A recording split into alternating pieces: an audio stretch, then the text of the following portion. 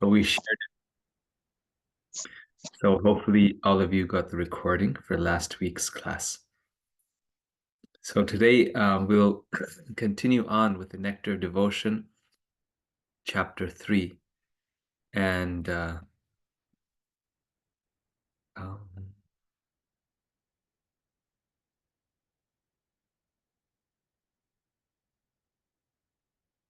and in place of our normal Mangalacharan, I want to actually do the prayers, just a few, we won't do the whole song, the prayers to the six Goswamis, because these are very special. And since we're doing the Nectar of Devotion, it's nice to do that. So I'll share this here.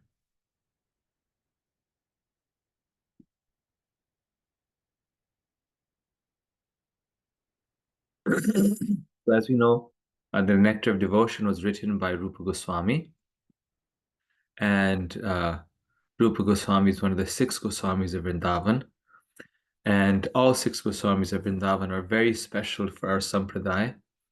And Srila Prabhupada used to chant these prayers, begging for the mercy of the six Goswamis of Vrindavan. In the early days, when he was on 26 Second Avenue in Matchless Gifts, he would chant this Shad Goswami Ashtakam. Even though no one could repeat, none of the new people knew the words, but he would just do it. He would just do it as his own prayer, the six Goswamis of Vrindavan. And many devotees chant these prayers when they do any service. For example, distributing Srila Prabhupada's books, they'll chant these to pray for the mercy of the six Goswamis. So it goes like this. Krishnot kirtana gana nartana paro premamritam ho nidhi dhira dhira jana priyo priyakaro nirmatsaro pujito Shri Chaitanya Kripa Bharo Bhuvi Bhuvo Bharavahantarako Vande Rupa Sanatano Raghujugo Shri Jiva Gopalako Nana Shastra Vicharanaika Nipuno Sadharma Samstapako Lokanam Hitakarino Tribhuvane Manyo Sharanyakaro Radha Krishna Padaravinda Bhajana Nande Namattaliko Vande Rupa Sanatano Raghujugo Shri Jiva Gopalako Shri Gauranga Gunanuvarnana Vidho Shraddha Samridhyanvito Papottapanikarantano Tanubhritam Govinda Ganamrita Anandamudivardhanaika Nipuno Kaivalya Nistarako Vande Rupa Sanatano Raghujugo Shri Jiva Gopalako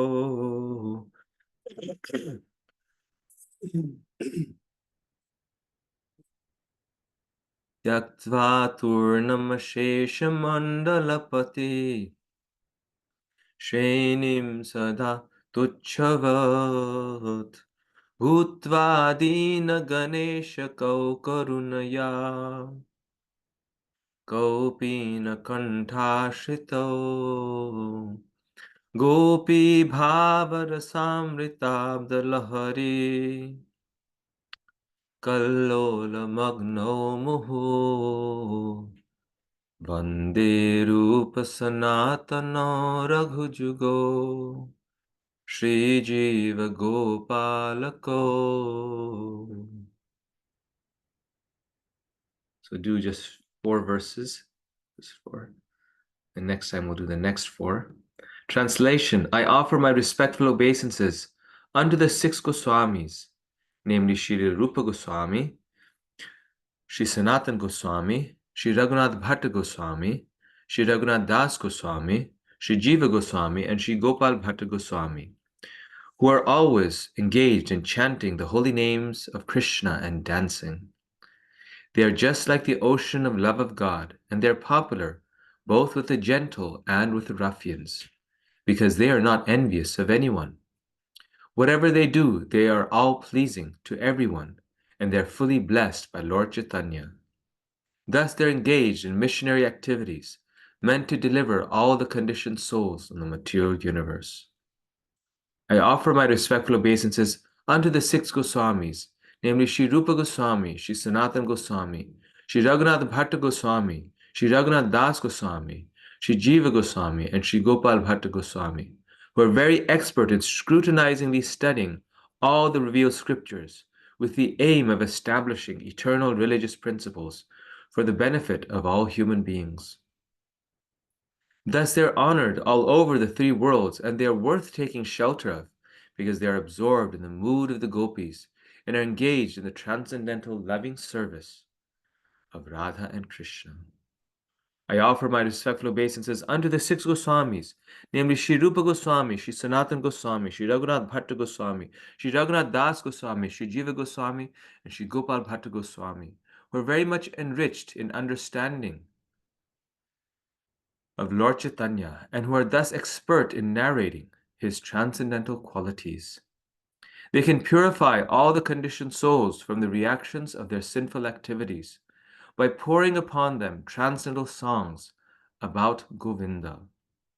As such, they are very expert in increasing the limits of the ocean of transcendental bliss, and they are the saviors of the living entities from the devouring mouth of liberation.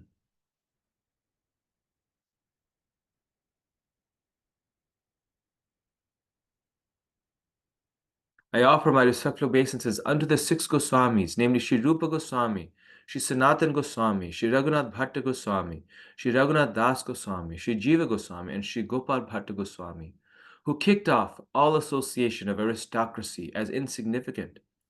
In order to deliver the poor conditioned souls, they accepted loincloths, treating themselves as mendicants. But they are always merged in the ecstatic love of the gopis' love for Krishna, and bathe always and repeatedly in the waves of that ocean.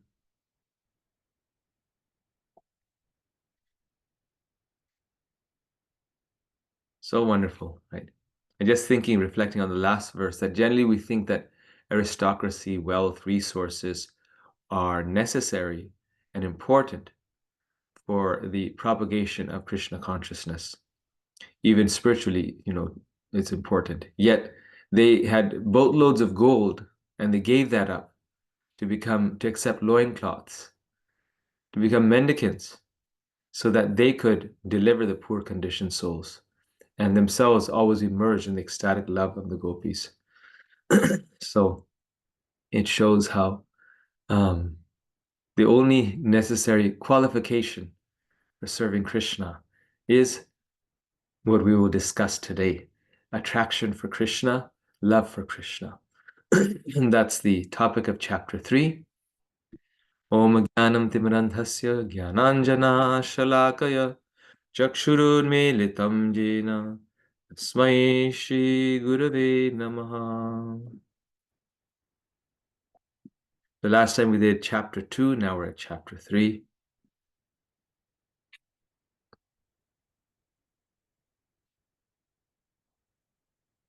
The summary for chapter 3 is the prerequisite for beginning devotional service is attraction, which is obtained by the mercy of a devotee. Advancement in Vaidhi sadhana bhakti depends on one's level of faith and knowledge of the scriptures. When one is free from the bodily conception of life, while having the exclusive desire to serve Krishna, he is qualified to practice pure devotional service. So, who remembers what was the theme of chapter 2 last week?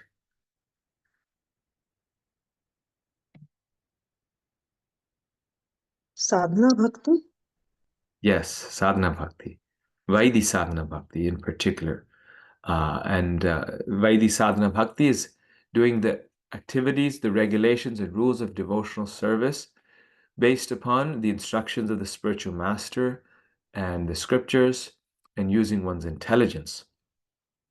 On the stage of Vaidhi sadhana bhakti, one does not have natural attraction for Krishna, but one has the intense desire and the strong desire to serve Krishna based upon one's intelligence that this is good for me, which is good for me because the spiritual master and the scriptures are telling me this. So this time we're looking at the eligibility. Who is eligible to practice Vaidhi sadhana bhakti? Now you might think this is a small topic, but this is not such a small topic because the eligibility connects with the essence of our process. The eligibility for practicing devotional service gives us the understanding of our entire philosophy. What makes us eligible to practice? What makes us eligible to gain the association of Krishna? So this chapter further expands on this topic. So there's two subtopics. The first one, as I mentioned, are the grades of eligibility, which also then goes into the 3 levels of devotees. Now, by eligibility, we don't mean just starting the process. We mean to do the process properly, to actually practice Vaidhi sadhana bhakti. The 3 levels of devotees are 3 levels of eligibility, and therefore they can practice on different levels. The same process, but they're doing it to different degrees of excellence. And the second topic is rejecting bhukti and mukti. How the second topic Rupa Goswami speaks about, Srila Prabhupada also writes about, is the purity of devotional service, meaning its independence. By purity, he means the independence of all other processes and desires, particularly the desire for bhukti and mukti. Devotional service is free from these 2 aspirations. Prabhupada writes, on account of his association with Mahatmas or great souls, 100% in the devotional service of the Lord, one may attain a little bit of attraction for Sri Krishna, but at the same time, one may remain very much attached to fruitive activities and material sense enjoyment, and not be prepared to undergo the different types of renunciation. Such a person, if he has unflinching attraction to Krishna, becomes an eligible candidate for discharging devotional service.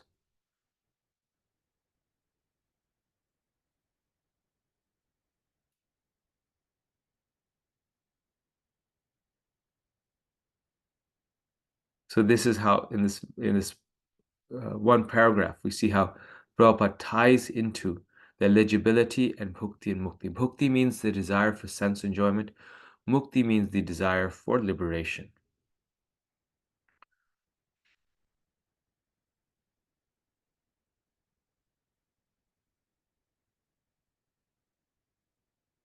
So, very interesting verse, passage. On account of his association with Mahatmas or great souls, one may attain a little bit of attraction for Sri Krishna, but one's still attached to fruitive activities, sense enjoyment, and not renounced from those desires. Yet, if such a person has attraction for Krishna due to his association with the Mahatmas, I mean, the attraction has to come from somewhere. So it's coming from the Mahatmas, from the devotees. That the only place where attraction for Krishna can come from is from the devotee, because there's no other source for it. The devotee is the one who gives us the scriptures. The devotee is one who rekindles the love that is naturally present in our heart. So because of that, if one has some attraction to Krishna, one becomes eligible for devotional service in spite of his material contamination, his desire for sense enjoyment. The eligibility for taking up Vaidhi sadhana is attraction to Krishna's service. There's no other requirement. Even if one is deficient in knowledge or renunciation, if he has any attraction to serving Krishna, he is qualified to begin. One gets this attraction by association with devotees.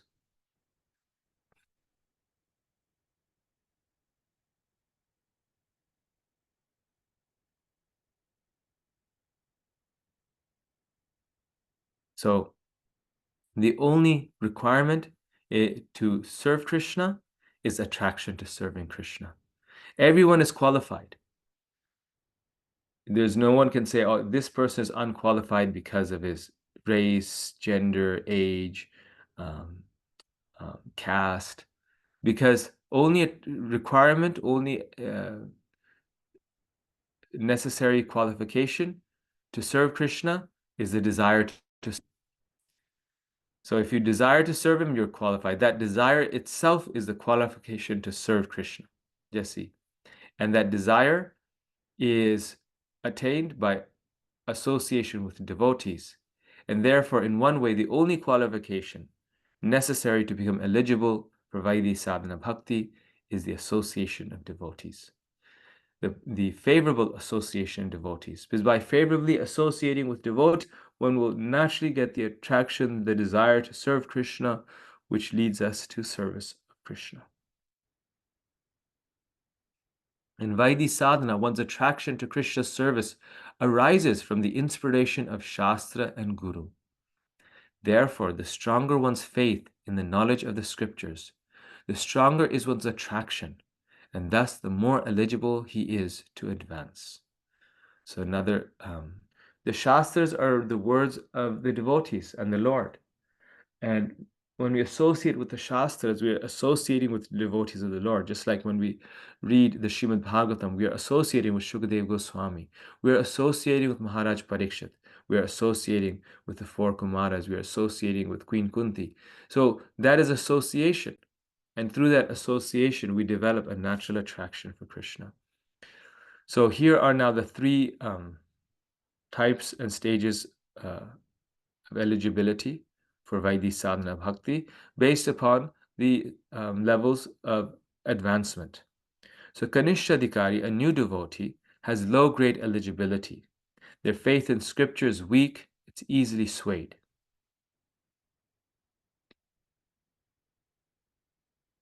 And their knowledge of scripture is also weak. Their faith and knowledge are both weak. And so Prabhupada describes that therefore their eligibility for devotional service is weak, is less.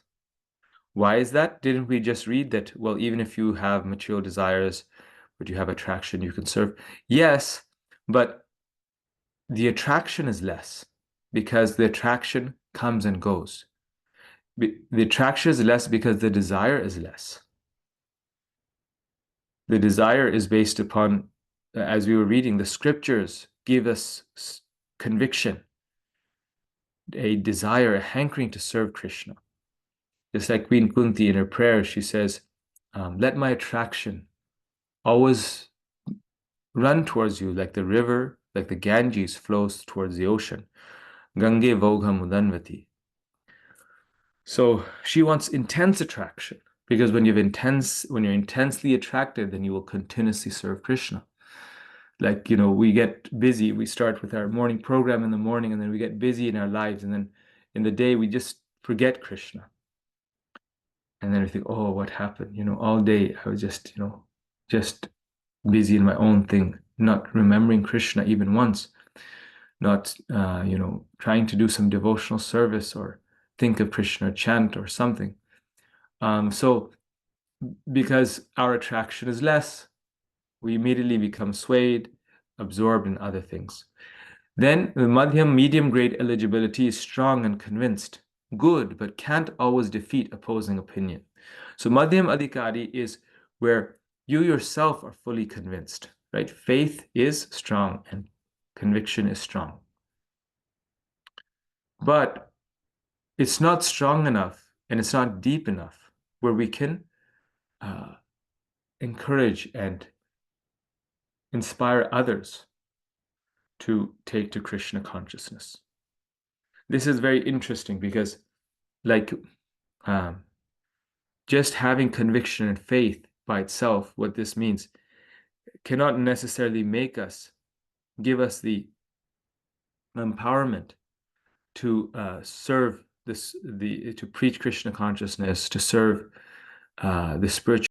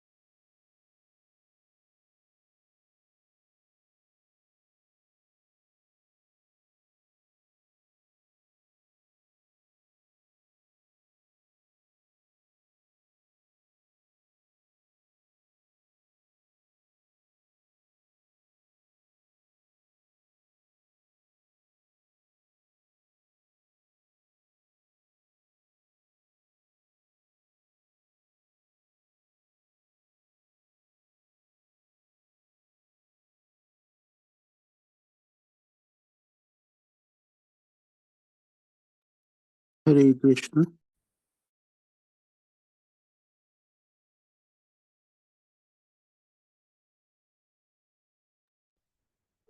Hari Bol, we also cannot hear. Yeah, we also cannot hear. I think Okay. Thank you. there's some connection problem. Okay. Thank you for clarifying.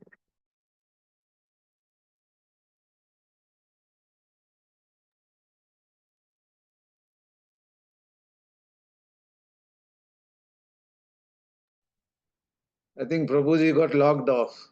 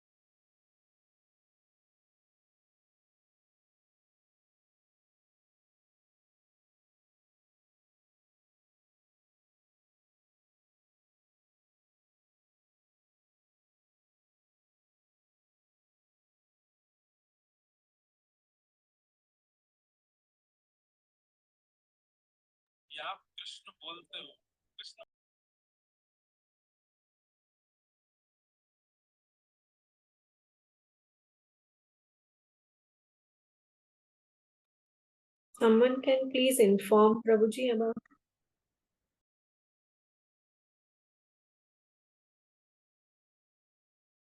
Hare Krishna, I did message him in WhatsApp. Okay. Thank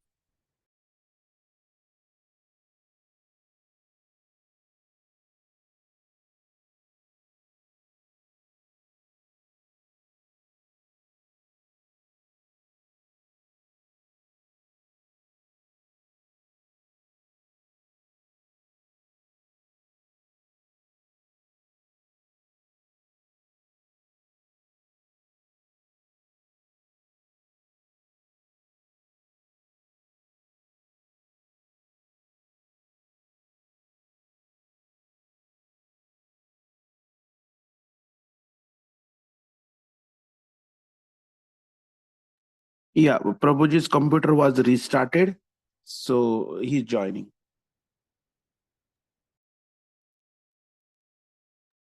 Okay, thank you, Prabhuji.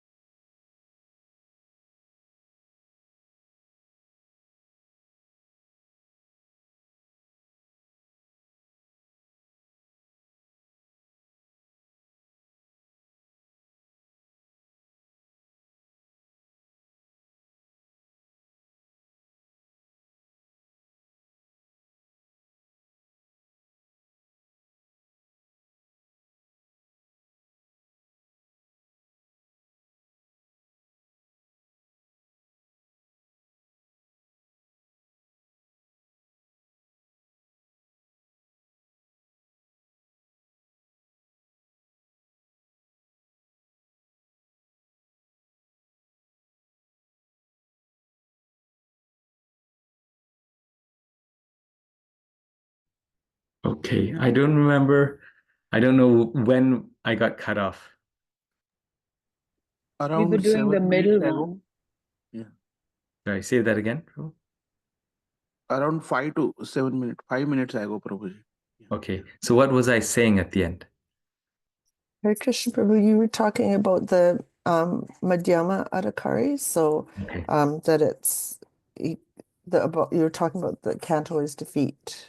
Okay. Thank you. Yes. So a Madhyamadikari cannot defeat opposing arguments, but they're convinced themselves. And the Uttamadikari devotee, they are convinced themselves and they can convince others also. They can defeat all the opposing arguments because they've not only read, but they've internalized and understood the scriptures very deeply. So now the question that comes up is, we may say, well, I thought that the Uttamadikari devotee doesn't preach, right? We read in other places that the Uttamadikari devotee sees everyone as a pure devotee and therefore they cannot preach. It's the Madhyamadikari who preaches. But no, as you may know, as many of you may know, Prabhupada says that the Uttamadikari devotee does not preach in one sense because they see everyone as a pure devotee, but they come to the Madhyam platform in order to preach. And at this point, the thing to note is that there's a difference between a Madhyamadikari devotee preaching, who's not very expert and who's not very,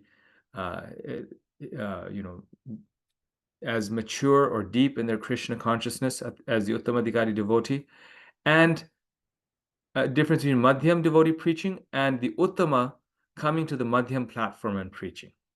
When the Uttama comes to the Madhyam platform, then their preaching is of a different quality, right? It's of a higher quality, because that devotee is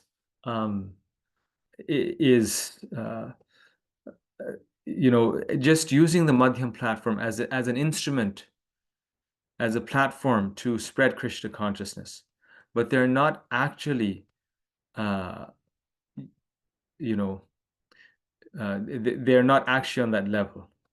So when a pure devotee of the Lord becomes a Madhyam for some time, so to say, doesn't become, but uses the mindset of a Madhyam and makes distinctions and things like that, then they still retain their Uttama status. And their preaching is very, very potent, very strong. So these are the three levels of devotees, and accordingly, these are the levels of Vaidhi Sadhana Bhakti.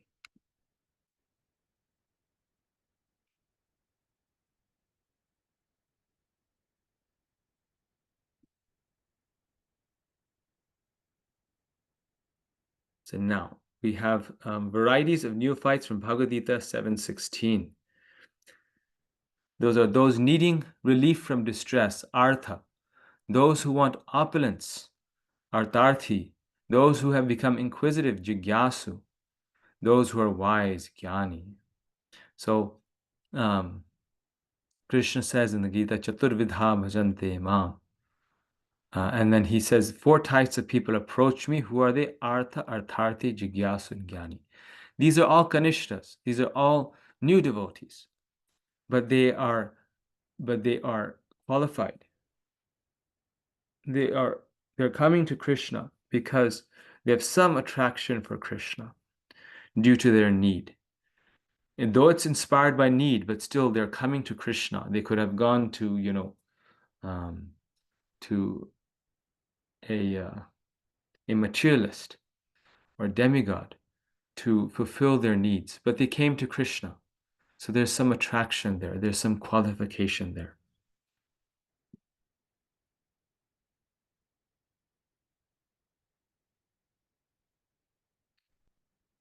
These are the 4 types of people. And the examples from the Srimad Bhagavatam are these 4 types of devotees. So Artha, those needing relief from distress. Who is that in this picture? Gajendra. Yes, Gajendra. Yes, he's distressed. The crocodile is eating at his feet. His blood is coming out. He's in distress. He's calling out to the Lord. Then those who want opulence are Tharthi. Who's that? Dhruva. Dhruva. Yes, Dhruva Maharaj. Then those who have become inquisitive, Jigyasu. 4 Kumaras. 4 Kumaras. Very nice. And those who are wise, the Jnani. The sages.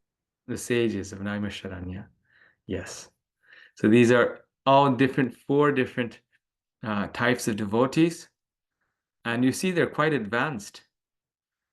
Well, they become very advanced, right? Just because of their attraction to Krishna, which is inspired by different motivations, different needs, but because they approach the Lord, they become fully purified. And that's why whatever the motivation, some or the other, if we can engage people in devotional service, it purifies their heart. So the disqualification is motive for liberation or enjoyment. Selfish desire prohibits attraction to selfless bhakti and thus disqualifies one from pure devotional service.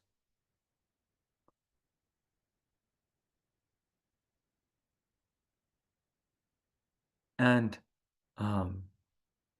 these 2 sort of things that disqualify one, not fully disqualify, but from selfless bhakti.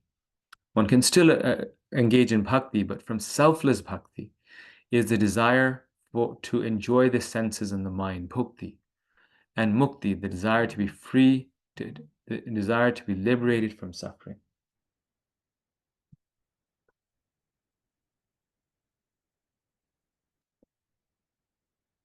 So these two things, bhukti and mukti, desire for enjoyment and even desire for liberation from suffering, which came a little bit as a surprise to me, because it's like, well, we all want to be liberated from suffering.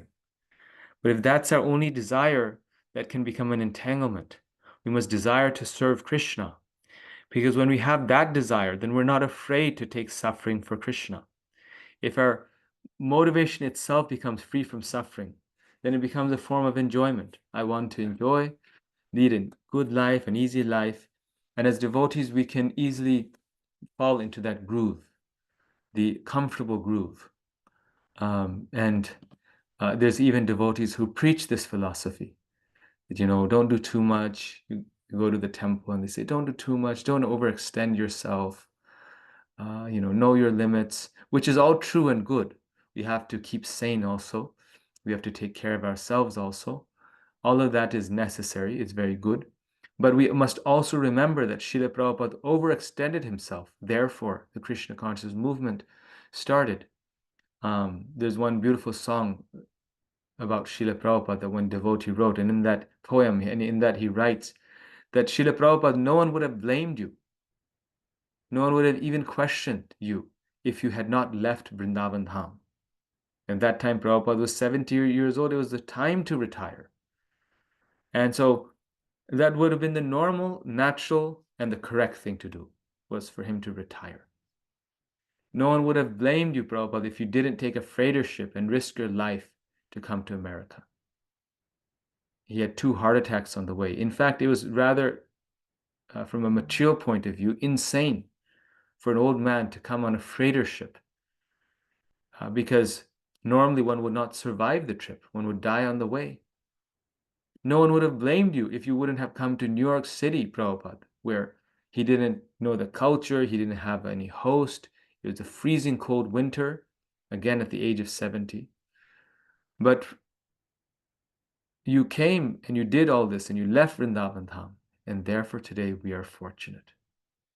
So it's when we make that extra mile for Krishna, which requires so much suffering, so much difficulty, that that Krishna becomes pleased with us. That is pure devotional service. So, of course, we need the balance. We cannot work ourselves so much that we lose our Krishna consciousness. We can't give up our Krishna consciousness out of frustration and anger. So according to our level of advancement, we have to see what we can do. But we also have to push ourselves a little more than what we think we can do. And the devotees of the Lord, the spiritual master, they play an important part in that. They push us to a level that we think we can't get to. And they give us a goal. They give us inspiration.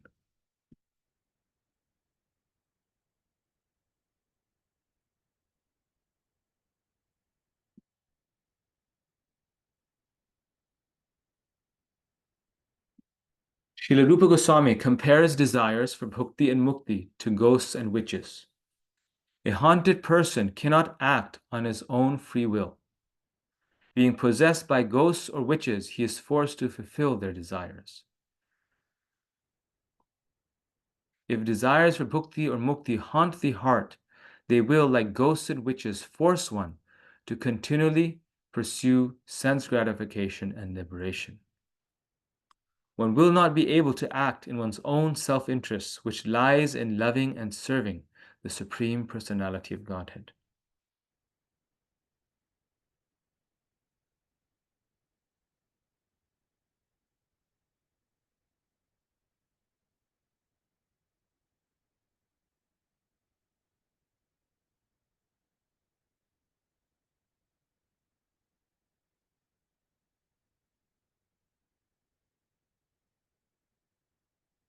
So bhukti and mukti, and this, we have practical experience of this. They're so strong, these desires, that though we know nothing, we'll get nothing from this. Though we are, we know this is not in our own self-interest. Those desires haunt us like ghosts or witches. No one wants a ghost, but a ghost possesses one. No one wants a witch. No one wants these, things that possess one, intoxicants, right?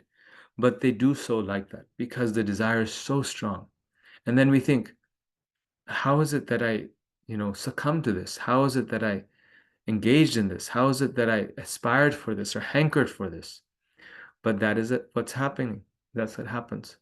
So bhukti and mukti are desires like that, and we just have to recognize that, and somehow through the association of Krishna as devotees and Krishna, we just have to relieve ourselves from those desires which haunt our heart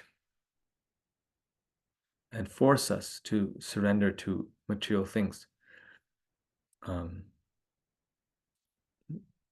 And I think all of us can relate with us. We want to become pure. We want to become Krishna's unalloyed devotee, but these desires possess us. And they're just small desires, but because we cannot give up these desires, we continue in the cycle of birth and death. Yes, Arjuna says in the Gita, right? That how is it that this lust engages one in sinful activities, even by force, even against one's will? He asks Krishna. And then, how is it? No, he doesn't say lust. He says, how is it that one is engaged in sinful activities, even against one's will?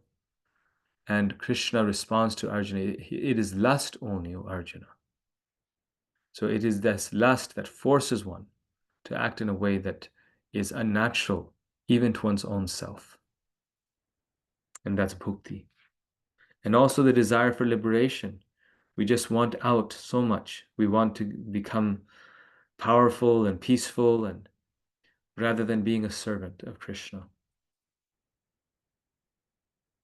So this is bhukti right here. It's like a ghost. It goes behind this young man, haunting them for this and that. These desires are compared to being haunted by ghosts and witches, because while these aspirations for material enjoyment or spiritual oneness with the Supreme,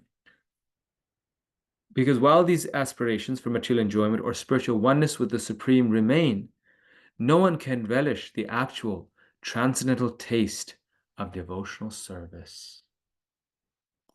Just yesterday we were reading, right? Janmaishwarya Shruta Shribhir Edamana Madapuman Naivar Hatya Vidhatum Vai Tvamakinchana Gocharam. Krishna is saying, Queen Kunti is saying that as long as we have the desires for Janma Aishwarya Shruta Shri, as long as we have the desire to improve ourselves based on birth, education, beauty, status, we cannot make advancement in spiritual life. We cannot truly approach you with heartfelt feeling. And this is so true, right? I see in my own life that because of that desire for advancement, I want to improve with our job and improve this and that. Because of that reason, we cannot move forward. We cannot fully surrender to Krishna because that takes away our time, our energy, our desire, aspirations. Of course, we can do all that for Krishna and that way purified. We don't have to give it up. But even doing it for Krishna, we have our own desires, and that's what takes all the time, right? Our mind becomes disturbed. Why do I not have the top position? Why am I not in the center? Why am I not being respected, or this or that? And that's what takes the majority of the time. A pure devotee never cares for liberation. Lord Chaitanya Mahaprabhu prayed to Krishna, "My dear son of Nanda, I do not want any material happiness in the shape of many followers, nor immense opulence in wealth, nor any beautiful wife, nor do I want cessation from material existence." See, the mukti. "I may take birth many times, one after another, But what I pray from you is that my devotion unto you may always remain unflinching. Nadhanam na janam na sundarim kavitam va jagadishaye mama janmani janmanishware bhavatad bhaktir ahaitaki tvayi. That life after life, birth after birth. So he doesn't ask for liberation because he says birth after birth. Let me have unflinching devotion unto you. Right? He doesn't ask freedom from birth and death. He doesn't ask for wealth, followers, beautiful wife. But what he wants is only Krishna's unflinching devotional service. So now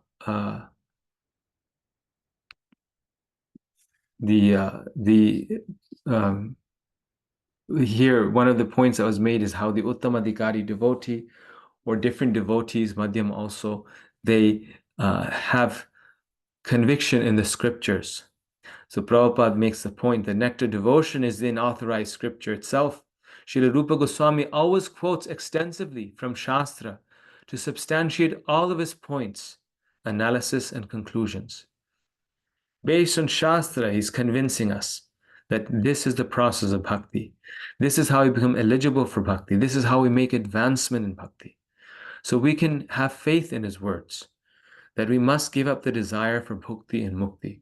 We must develop our attraction for Krishna. We must develop our knowledge of the Shastras.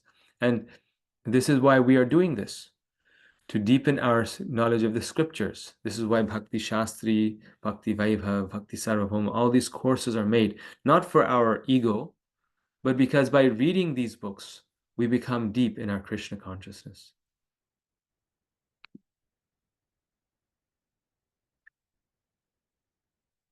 So then Rupa Goswami, in order to substantiate the point of devotees must be uninterested in bhukti and mukti, gives the example of Bilva Mangala Thakur.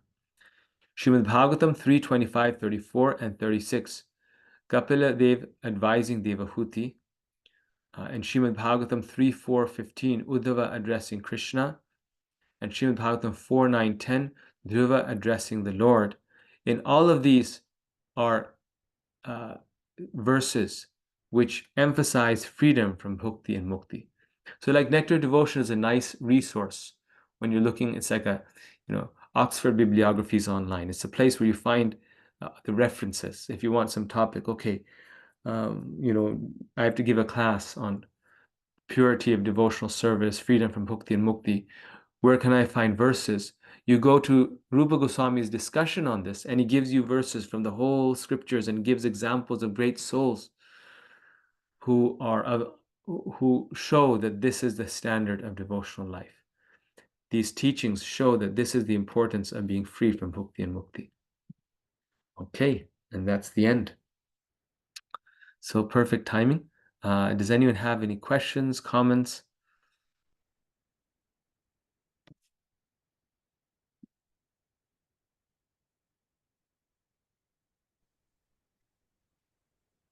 It was a simple chapter, this one.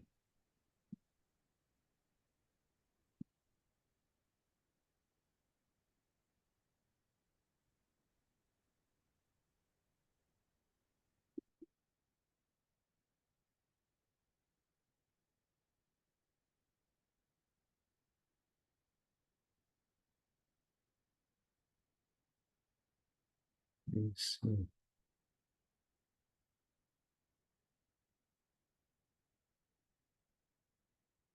Okay. No other questions? We could do one more chapter, but I like to keep it to an hour. So we'll just stop here. Sucharu Radharani Mataji. Hare Krishna Prabhuji, Hare Krishna everyone. Prabhuji, I have a question.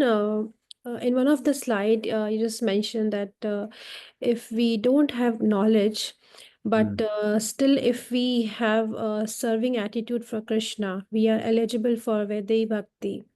Yes. But how will the service attitude will come without knowledge? Because like I take my example, before coming to Krishna Seva, I was fully absorbed in material activities. Yes. Although I had knowledge, which I don't call it a knowledge about Krishna, that yeah, he is a god, but what contribution should be from my end, I didn't had that knowledge. Mm. So I Yes. never served Mm. the way I should be. But when I got connected to ISKCON, and when I got to know, okay, this is, I got some knowledge in the sense how to serve without seva. Mm. Then I Yes. started serving, and that the everything, all the other uh, seva started. Yes. So Yes. So that's is why here, Rupa Goswami, exactly to your point, that's why he's saying that according to the depth of our knowledge, our faith and attraction to Krishna develops.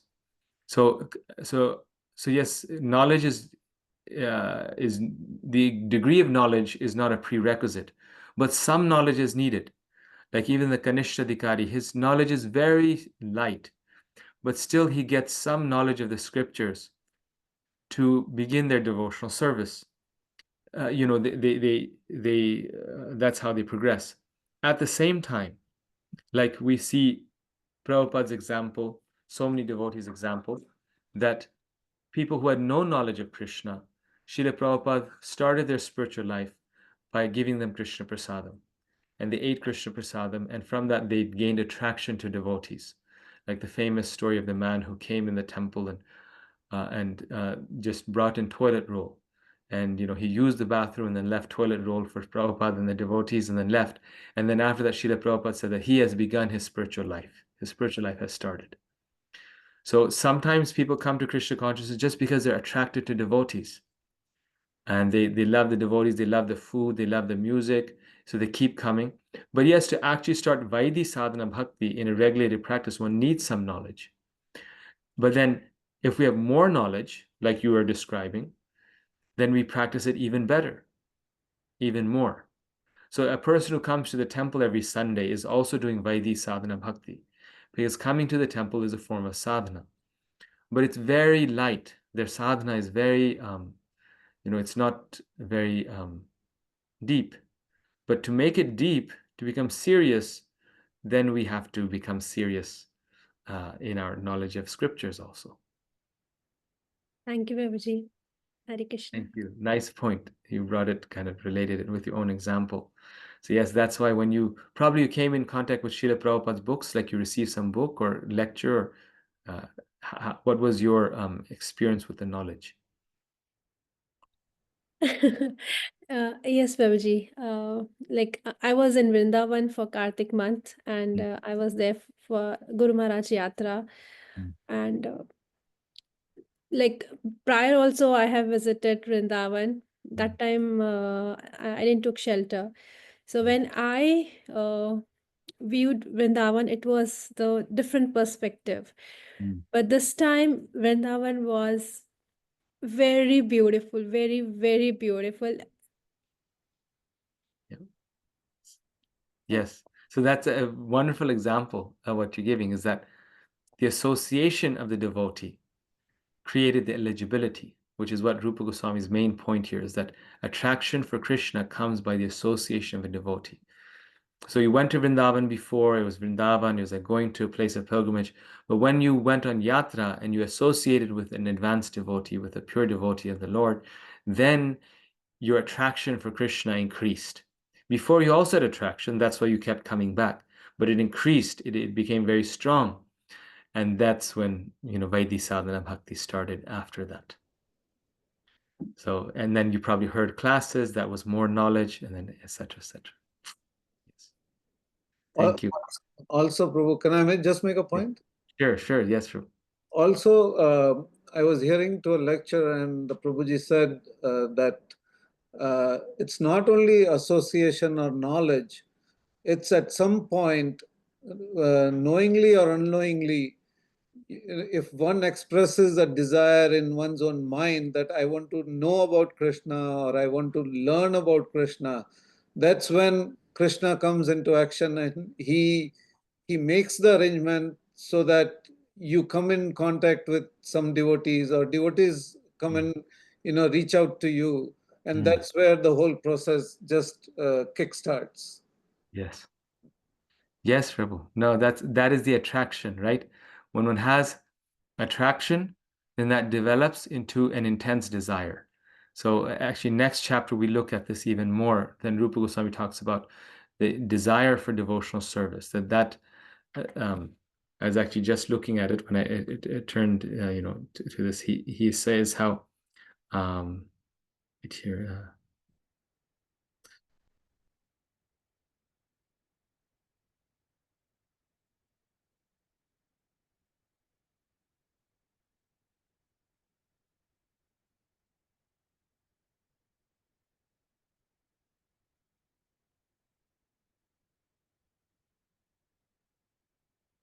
Yeah, the next two chapters really are just elaborating on this very point in such detail that, I mean, he wants to make this point so strong. And like you're saying that many devotees, and this thought came to me also, thank you for bringing this in focus when we were reading. I was going to mention, then I forgot.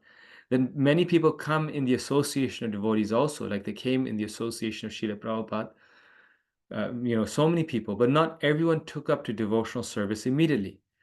So the association gives the opportunity, but then we still have to have the desire or the attraction to practice.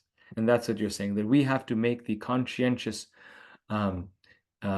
effort, or you could say a decision, that I want to serve Krishna.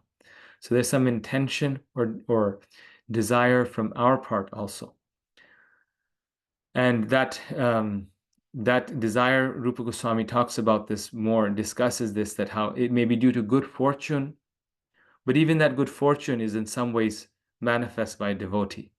So where does that good fortune come from? It's the association of devotees. But still, we have to make our own effort a little bit. We also have to want it, because we have free will. So yes. Thank you. Yashoda Vatsala Prabhu?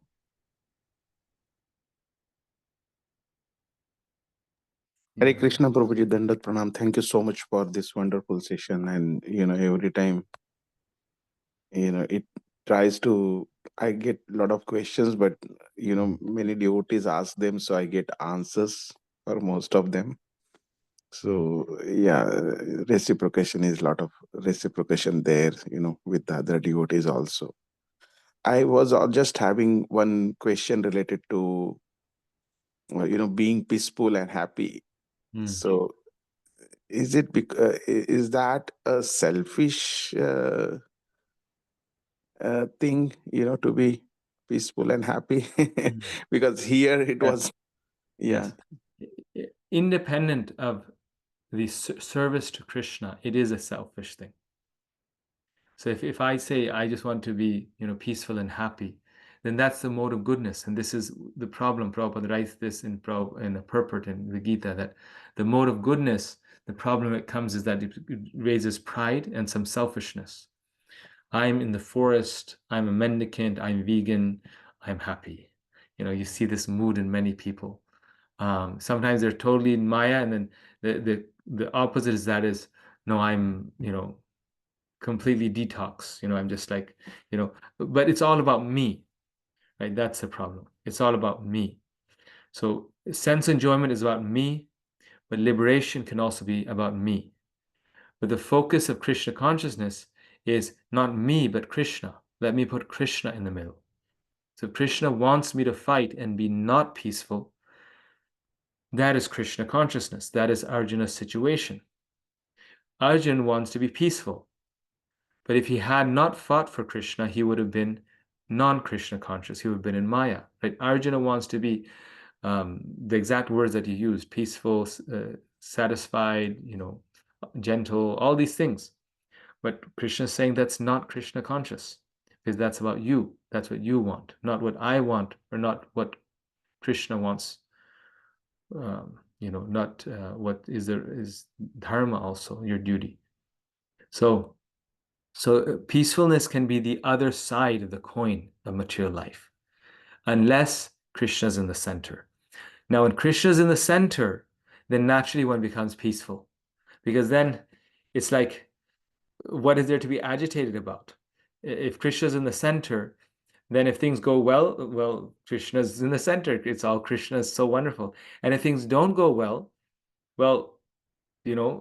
Krishna, please fix things, because it's not for me, it's for you. So if things don't go well, that's also Krishna's mercy, because this is the way Krishna wants it. I was just thinking about this yesterday, that, sometimes I think that, oh, this was really not good, or it shouldn't be this way. But then when it happens in the way that I don't want, then I see, oh, actually, this is why it was very important that it happened in this way, because there's something better or something else that Krishna wanted.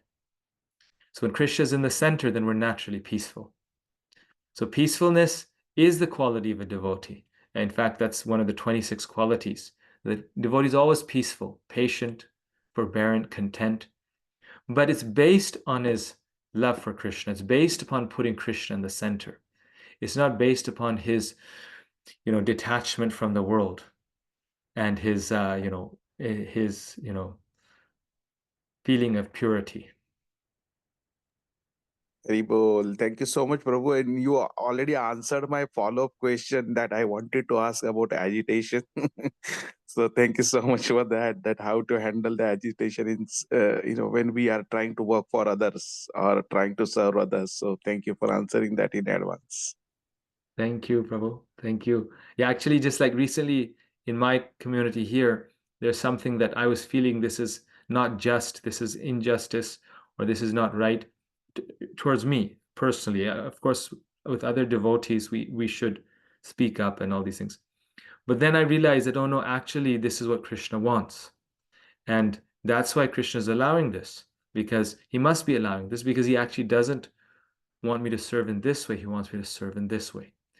And so putting Krishna in the center made me peaceful, and it removed the agitation for that moment, for that time. And when normally I'm always agitated, but for that time, it brought Krishna in the center. That brought, okay, yes, it's wrong, but maybe Krishna wants it this way.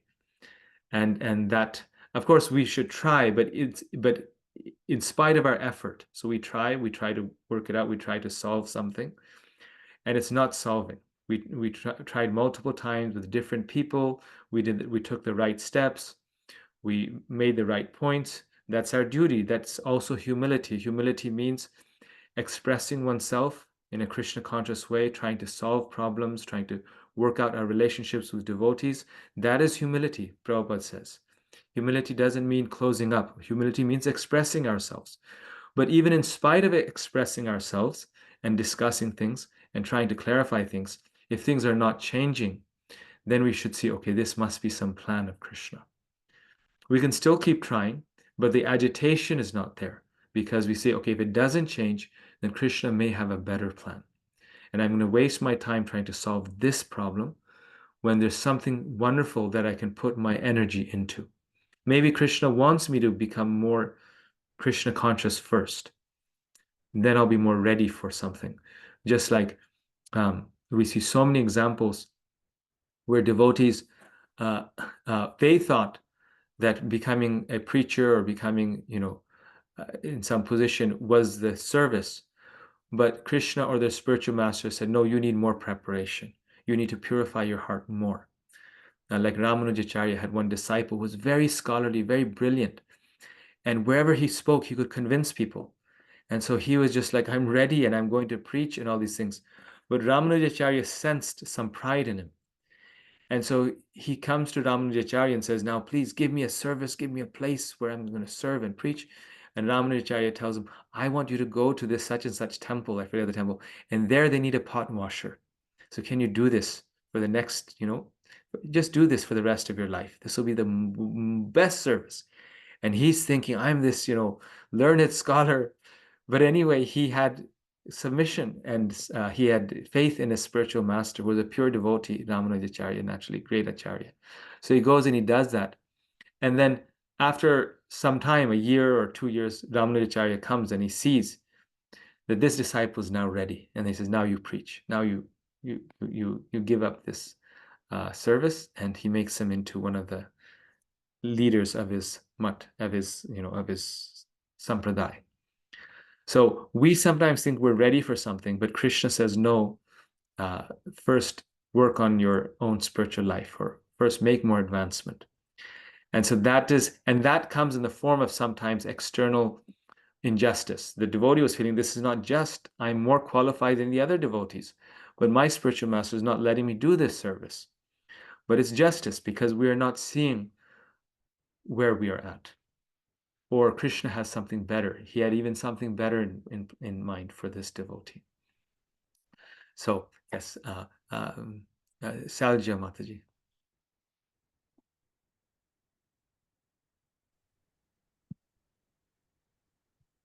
Haribol Prabhu, thank you very much for this wonderful. I mean, I joined halfway, pardon me, but I was at the Mate Madhikari when I joined. It's fascinating to learn. I think you've answered this question of mine. It's not really a question, but more of a clarification I was looking for. But I was trying to, and Bhukti and Mukti were just mind-blowing for me, that how they they take over. It's just crazy how they take over. And it took me some time to realize that they were inversely correlated to Krishna consciousness. Like they take over and you run away from Krishna consciousness. I do have a question in terms of, if I talk to people who are, and personally, we've gone through things as well, but I'm looking at work, okay, at jobs and works. And the way to do well is to look for promotions. Layoffs hit you, you have to get political sometimes, you have to know the right people, you have to work late, and all those things become the reality of work, which is probably the battlefield of Arjuna. And it affects our bhakti. It does. I mean, be honest, there's a practical part. So we have to sometimes get selfish, though we don't want to be selfish. Really try very hard. And, so I'm trying to answer this question that in that case, can we continue to work late? Can we continue to do certain things with Krishna in our mindset, right? Because I'm doing this for my family who are souls given to me by the Lord. I'm earning money, I'll still give it to the Lord. And those are the ways by bringing Krishna in your mindset, is my understanding. Please correct me if I'm wrong. And if it's affecting my bhakti, should I just draw the line and say, no, I don't want to do this. I want to reduce my work. I'm trying to find that balance, and this is the reality. And I really want to, it's clarified for me. I think I know the answer, but I just want to hear, at what point do we draw the line? And at what point do we say it's in our mindset? So that's why it's a balance. I wanted to get your thoughts. Yes. And generally speaking, balance is devotional service. Because Krishna says in the Gita, one cannot become a yogi who eats too much or eats too little, sleeps too much or sleeps too little, engages in recreation too much or too little, right? So when we're working too hard, it's generally our mind and Maya that's telling us, okay, I need this, but we really don't. Even if we lose that job, we can get another job, right? So when we're working too hard, it's generally material nature. And if we work too less, like you see sometimes devotees will just, close their job, like you're saying, family, not care for the family, then that's also not Krishna conscious, because it doesn't sustain, right? It's very nice, their austerity, the renunciation, it's very nice. But because we're not on that level, that renunciation doesn't sustain. And then it's all the way back, again, very intensely working, somehow, again, having to establish oneself. So Krishna in the Gita says balance, right? He says not eat too much, eat too little, sleep too much, too little. So anything extreme that we do, which is extreme on our level of Krishna consciousness, can be most likely karma yoga, not bhakti yoga, because it's what we want to do, but we're somehow doing it for Krishna. It can still be service, because one can take that profit from his job and use it for Krishna, but it's what we want to do, and we're somehow engaging it in Krishna's service. But when we balance things nicely, then it's more likely we are doing it for Krishna. Just like my Guru Maharaj, Gopal Krishna Goswami Maharaj, he used to sleep, 3 hours, 2, 3, 4 hours a day. For him, that was balance. He could sleep that much and maintain his Krishna consciousness and serve Krishna so much. But for people like us, if we sleep 3, 4 hours, then actually our mind gets crazy and then we lose our Krishna consciousness, right? For us, that's not balance. For us, 6 hours might be balance. In the same way, work, right? That someone who's maybe, really struggling or something, for them, balance might be working 10, 12 hours a day because that's what they need to do just to make ends meet. And they're trying to be Krishna conscious as much as they can. And just trying to do the bare minimum to keep their job together. But for someone who's established and is just looking for promotions and is becoming too political or too calculative in their mind, that may not be balance. Now it's time for them to, so the principle is we keep our spiritual life first, right? We have to do what is best for our spiritual life. And that means thinking long term also, that okay, this is the best thing for my spiritual life because I'm still attached to my family. I need to take care of them. So I'll do this. But if I regularly sleep late and I don't chant my rounds in the morning, I can't sustain my spiritual life. I'm going to make mistakes. I'm going to do things that will cost me more time in the long run than the time that I'm so-called saving by staying up late at night. So that's the same principle Rupa Goswami is always thinking, putting Krishna in the center. What is best for Krishna's service? Right? Got it. I mean, it's Kali-yuga time, so you do get too involved in work to even keep it, right? It becomes your bare minimum, which is crazy. So what you're saying is Krishna consciousness and your devotional service is much more important than actually worrying about these things. And if you do see your company as being too political, too crazy, maybe it's time to create a balance and before anything big happens, to try to do that, be proactive about that. Am I reading this correctly, Prabhu? Yeah. Yes, having our foundation strong keeps us good, right? And our work is also our devotional service. So, and that's where the constant association of devotees helps, because the devotees also help us in this. But seeing what is it that Krishna wants me to do, right? So Krishna wants me to do my sadhana and keep that focus, the foundation. Krishna also wants me to work. So Krishna wants me to do both things. So how do I do both things nicely to please Krishna? And I guess if we don't hanker it too much, maybe our mental stresses won't be that high. So then we could continue to, even sleep less and do it, right? Yes. Yeah. It's Okay. very nice.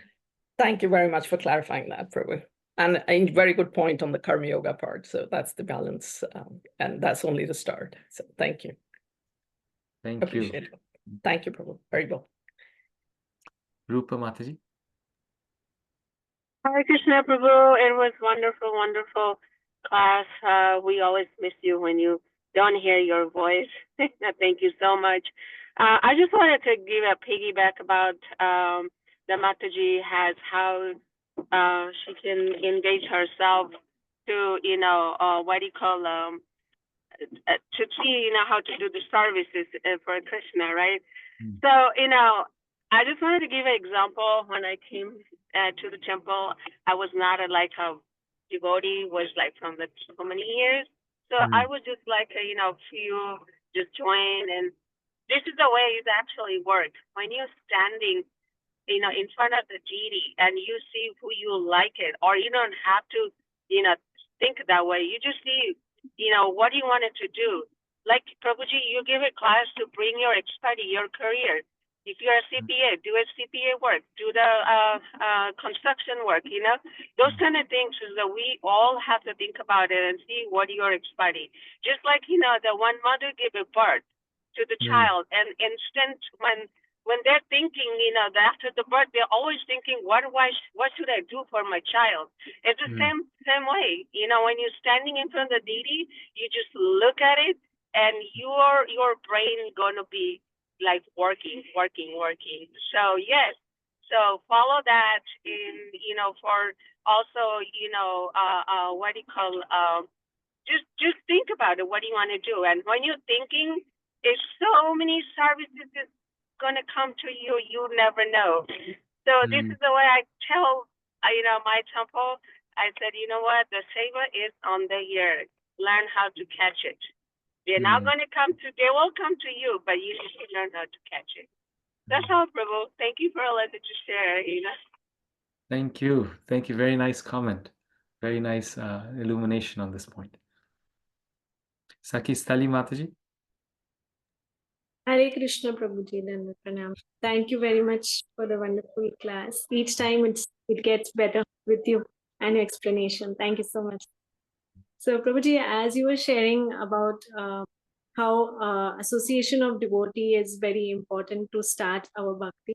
So I just wanted to share that that's my case. I started my bhakti when I was in the US, and I was pregnant with my elder child, and I had heard that in India you should read Bhagavad Gita and some scriptures, when you're pregnant. So I was wanted to do that, but alone it was not possible for me. And that is when Krishna sent a wonderful devotee in connection with me, and she started reading the Bhagavad Gita for me, and that's when I started a little bit of reading, hearing, and chanting. But as you said, later it should come from within. We should have the desire to continue. So at that moment, I was just reading the Bhagavad Gita and not understanding much about it because it was very new for me. And she was reading, explaining, but it was a little difficult at that time to take it because I was doing totally opposite things before that. And now to start bhakti. But then later, yes, because of her association and Krishna's mercy, I could continue, and I had the desire to continue my bhakti. And now when we talk about Vaidhi sadhana bhakti, I understand what we are studying now. So because I went through that stage, and now that I've reached, so just wanted to share that. Very good. Amazing that you're saying this. My parents, their spiritual life started exactly in the same way. Slightly different, just that they were in the US, in Chicago, and my mother was pregnant with my elder brother, first child, and she thought, let me read some Bhagavad Gita. And my father had received Prabhupada's Gita 10 years ago as a student in Kansas City, and she picked up that Bhagavad Gita and she started reading it. She was associating with Srila Prabhupada. The difference is she didn't have other association at that time, but she started reading it. That convinced her, and then they started going to the Chicago temple and they became devotees. So they just see the same. This is and millions of devotees around the world. Their Krishna consciousness has started by associating with Srila Prabhupada, and he's the pure devotee who gives his association that leads to attraction. Then they go and visit some devotees, or for some, the first comes visiting and then they get a book. But either way, and that's how their Krishna consciousness starts. So true. And now Rupa Goswami's, what you're saying, that's why it's so nice, because now he's giving it as a science, that actually this is the science. This is the process. It's not by chance that it started, but this is how bhakti actually works. So it's putting it into paper, right? Yes, totally agree, Prabhuji. Thank you so much. Hari Bol. Hare Krishna. Thank you. Okay, Hari Priya, please end us. Thank you. Yes, so I have some points. My first point was that for the theme, we saw that our theme was for chapter 3, the eligibility for Krishna consciousness, and the topics were bhakti and mukti, bhakti and mukti, and eligibilities grades. And then my next point is that one, if comes in contact of a devotee, can make a little advancement in bhakti. And if one if one leaves spiritual activities, then one can make more advancement. And then my next point is that the uttam is the high grade eligibility, and one who is in uttam has strong faith and can defeat the opposing party's opinion. And then for the madhyam is the medium grade eligibility, and it has strong faith and sometimes cannot defeat others' opinion. And then the Last one is the Kanishta Adhikari, like the low grade eligibility and weak faith can never defeat as a superior. And then one who is Artha is one who is so there are like 4 types of people who surrender unto the Lord. So the first one is Artha, who is in distress. Second one is Artharthi, who needs money. And the next one is Jigyasu, who is inquisitive. And the Gyani is one who wants knowledge. And he also gave the different examples. So for the Artha, you gave the Gajendra, like he was in distress when the crocodile bit his leg. And then Artharthi was Dhruv Maharaj, because he wanted a kingdom higher than his grandfather. And then the next one was Jigyasu, who was the 4 Kumaras. And the last one was for the Gyani was Sonak Rishi, because they were discussing like knowledge. And then my next point is that selfish motive prohibits one to render bhakti. So and bhakti means desire for enjoying, and mukti means desire for liberation. So both of them are desires. So therefore they both take us away from the law. And then my last point is like one possessed by ghost and witches is forced to act according to their will. Similarly, with selfish motive, one is forced to leave bhakti. Thank you. Thank you. Thank you so much. Such a nice summary. You covered all the main points and so clearly, so nicely. So I had a question about the coursework, about Sure. the course. Yes. So we've only covered like up to the 3rd chapter. So Yes. like, is it going to be like a chapter per? Is it going to be a class per chapter? Or? Yeah, that's what it's. I was hoping. That's why I was hoping to do 2 chapters a week, but it's not going like that. It's going a chapter a week, so it's going to take longer. We won't finish as per our plan. It'll take twice as much time, because the plan was there's 19, so I was thinking in 8 weeks we can finish it, about 8 or 9 weeks, but it's going a week a chapter, and if I do more, then it becomes very long. So yes. But it's nice, yeah, it's nice. It's going slow, it's good.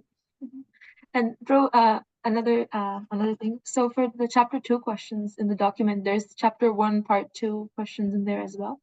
Chapter 1 has 2 parts per question. Yes, so you can do both parts. Yes. Oh, okay, sure. Thank you. Thank you. Thank you, everyone. Hare Krishna. We'll meet next week. Yeah. Hare Krishna.